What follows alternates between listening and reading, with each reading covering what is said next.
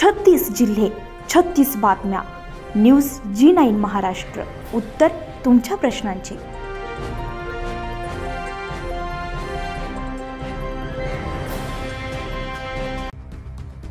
धोत्रा शिवणा चांगलं डांबरीकरण करण्यात आले. खडीकरण रस्ता बांधकाम करीत असताना निकृष्ट साहित्याची गिट्टी आणि ओव्हरसाइजच्या गिट्टीचा वापर करून डांबरीकरण करण्यात आले.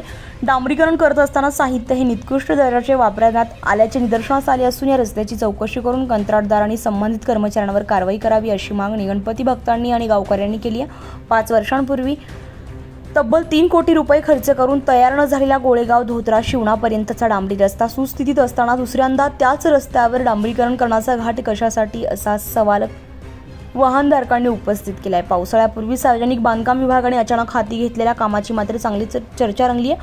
खड्डेमुक्त अभियान दुरुस्तीसाठी 60 लाखांचा खर्च 2018 मध्ये खड्डेमुक्त अभियानांतर्गत या रस्त्यांच्या दुरुस्तीसाठी 60 लाख रुपये खर्च झाले. लगोलग 2019 ला 3,47 लाख रुपये मंजूर होऊन 2022 मध्ये हे काम पूर्ण झाले.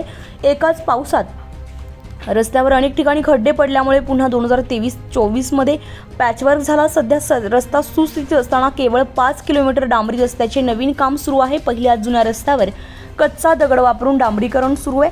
पावसाळा सुरू होताच हा रस्ता उखडला जाईल याचा अंदाज असताना देखील नवीन डांबरीकरणाची गरज काय असा सवाल उपस्थित होतोय.